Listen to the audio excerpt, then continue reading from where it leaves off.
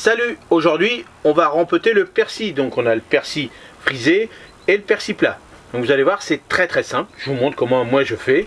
Si vous, admettons, vous avez fait du persil en godet ou en petite micro-motte comme ça pour votre jardin, alors pour le planter à l'extérieur, il faudra attendre qu'il n'y ait plus de gelée parce que là il est encore un peu juste quand même.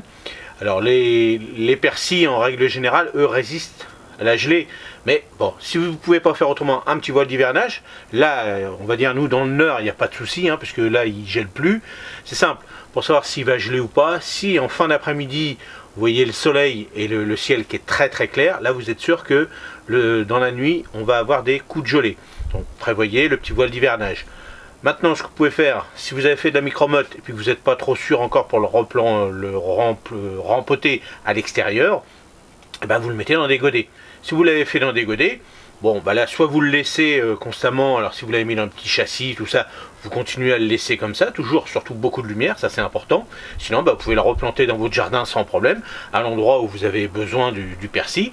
Et puis, n'hésitez pas à en mettre un peu à gauche, à droite, en fonction de l'endroit où vous voulez cueillir votre persil. Des fois, on en met un peu plus près de la maison, et puis on en laisse au potager. Quand on va faire la récolte au potager, bah, on coupe son petit persil. Puis de temps en temps, on aime bien avoir un pot sur le rebord de la fenêtre ou autre à la maison pour en avoir tout de suite, pour pas partir, mettre les bottes, tout ça, aller chercher nos bouquets d'aromatiques. Donc là, vous allez voir, ça va être très simple. Comment moi je rempote mon persil, alors à l'ancienne, hein, comme d'habitude. Hein.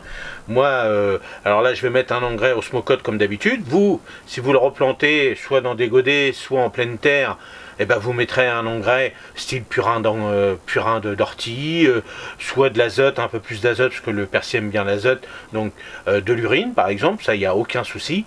Moi je suis obligé de mettre un engrais comme ça parce que je pourrais pas mettre, comme c'est pour mes clients, je pourrais pas mettre mon urine parce que je n'ai pas le droit, et ce qui est un peu normal. Et je mets un engrais comme ça, donc comme je vous l'avais expliqué, un engrais bio, pour l'instant j'en ai pas encore trouvé qui correspond à mes godets, à mon terreau, et surtout pour avoir un beau feuillage bien propre, bien net. Pour l'instant ça n'existe pas, j'attends, hein, au contraire. Si vous connaissez quelqu'un qui peut me faire découvrir un engrais comme ça, qui peut tenir dans le temps, hein, alors le persil, je sais que allez, dans la saison je le vends, mais des fois j'ai besoin aussi des engrais qui durent au moins 1 an, style la rhubarbe ou l'étain ou les choses comme ça, qui ont besoin d'une bonne année, voire 6 mois dans les godets. Et c'est là le truc, quand on a un engrais bio, bah, ça tient pas, donc ce qui se passe, c'est que c'est très cher, on en met 50 fois, et puis pour moi, bah, mettre 50 fois un engrais, ça équivaut à mettre une fois un engrais qui n'est pas naturel. Voilà, donc puis les engrais bio, des fois, ça se discute. Allez, je vous montre comment tout simplement on va rempoter alors là j'en ai 150 alvéoles, donc il y en a quelques-unes où je vous avais expliqué, les chats ils avaient un peu marché dessus, et puis bon, allez, on va dire je vais faire allez, 14 barquettes, parce que je les mets par 10 dans des godets de 8, pour mes clients c'est ce que je propose, et puis bah, je vais vous montrer comment je fais. Donc je commence déjà à mettre mes terreaux, donc je vide mes sacs de terreaux. Alors vous voyez, j'ai une petite table, hein, exprès, hein, je m'étais fait un petit plaisir avec une petite table de rempotage. Alors moi c'est quand même bien parce que c'est exprès, hein, pour les pros. Alors j'avais réussi à avoir un bon prix parce que c'était un déstockage, mais une table comme ça vaut quand même, bon maintenant, surtout maintenant, ça doit valoir au moins 1200 € à peu près. Et bon, moi j'avais un petit prix parce que les pneus étaient abîmés, étaient dégonflés, donc comme moi j'ai pas besoin qu'il roule, et c'est vrai que l'avantage de celui-ci, cette table là plutôt, c'est qu'elle peut rouler, c'est-à-dire que je peux la déplacer si je veux, tout ça, mais bon, voilà, moi je suis dans mon petit atelier ici, et moi ça me suffit, hein, j'ai fait en sorte d'avoir un petit atelier abrité de la pluie, parce que là il pleut. Alors là ça s'est arrêté, mais juste avant que je commence, bah, il a plu, il y a eu une bonne averse, donc voilà. Alors en plus je me suis fait un petit coin où là je suis protégé des vents du nord, parce que je peux vous dire, quand ça souffle, et ben, quand on est dehors et puis que ça souffle, un petit vent froid, et puis on met les mains dans la terre, donc moi je mets des gants, surtout parce que comme j'utilise, après je joue avec la caméra, je veux pas trop avoir les mains pleines de boue, tout ça, mais voilà. Donc là je regarde un petit peu, hein, je regarde l'état un petit peu de mon terreau, comment il est, si ça correspond toujours à ce que je cherche, hein. Ce qui est important c'est ça. Ça c'est un terreau pour rempotage, hein. C'est vraiment un terreau, c'est pas un terreau comme j'ai mis dans les plaques. Ce que j'ai mis dans les plaques, c'est un terreau à semis, donc qui est moins, il y a moins de choses dedans. Celui-ci, il y a vraiment beaucoup de choses. On peut voir un petit peu, il y a de la fibre de bois, il y a de différentes tourbes, il y a un petit peu de terre argileuse dedans. Donc, vous voyez, c'est une recette. Hein. Moi, celle-ci, bah, j'ai eu un peu de mal à la trouver au début.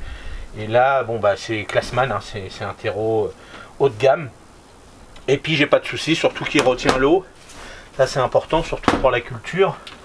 Qui retient l'eau, qui sèche pas trop vite, surtout en été. Ça, c'est important aussi, parce que s'il faut arroser tous les 5 minutes, ça sert à rien.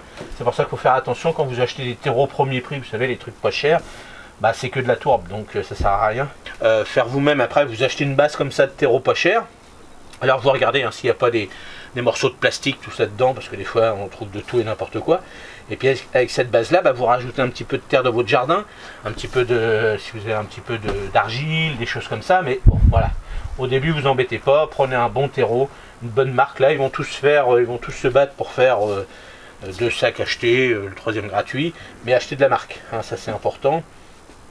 C'est vrai que c'est de plus en plus cher, ça c'est sûr. Alors là, ce qu'on va faire maintenant, on va mettre ça là. On va prendre, alors moi j'ai mes petites plaques de dépotage, hein. Vous voyez comme je vous montre tout le temps. Je vous montre ça comme ça, je vous mets là. Là, vous voyez, hop, hop, hop. On va faire comme ça. Voilà. On le met dedans. Allez, je vais me mettre à plat parce que sinon, ça va pas le faire. Alors vous voyez l'avantage, vous voyez j'ai ressorti toutes les petites mottes, donc vous voyez on les voit bouger, comme ils sont un petit peu fragiles encore, vous voyez, là je les sors, mais c'est comme ça que je vais faire. Donc là je les ai sortis, je les pose là.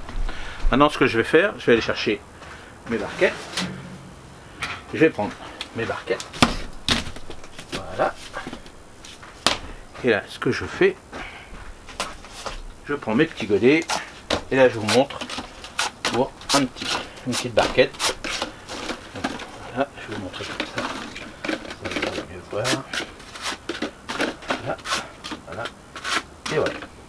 Alors, ça, j'ai préparé une barquette. Alors normalement j'en prépare 5, 10 à peu près, en fonction de ce que j'ai besoin. Je mets, là je vais mettre mon petit gobelet. Alors là j'en mets un, des fois j'en mets un et demi, ça dépend par rapport aux plantes que je mets par rapport au sac, mais là 1,5 c'est très bien. Là avec ma petite pelle, c'est une pelle à bonbons, ça c'est très bien parce qu'avant j'utilisais une pelle en ferraille et ça m'a abîmé mon dessus de la surface. Là c'est du plastique, je suis tranquille, ça abîme pas, ça raille pas.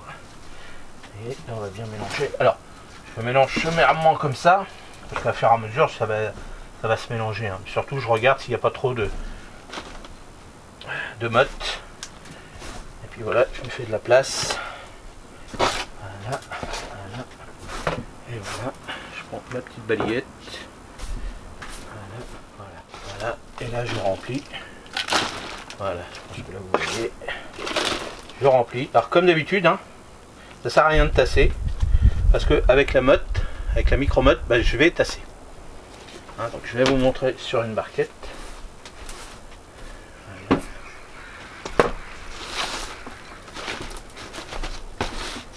Voilà.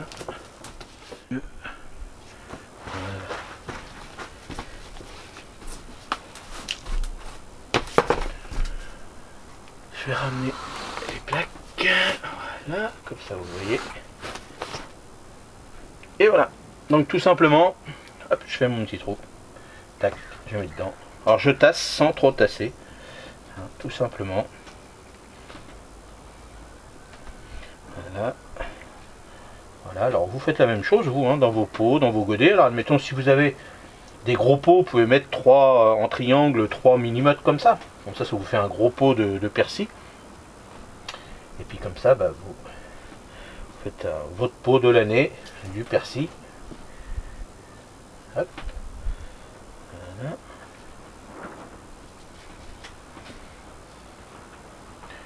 Et voilà, vous voyez. Après je fais comme ça.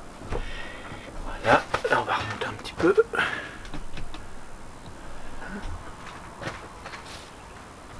Et voilà, donc Voilà comment c'est fait. Et maintenant, il n'y a plus qu'à arroser, et puis je vais mettre ça sous mon tunnel.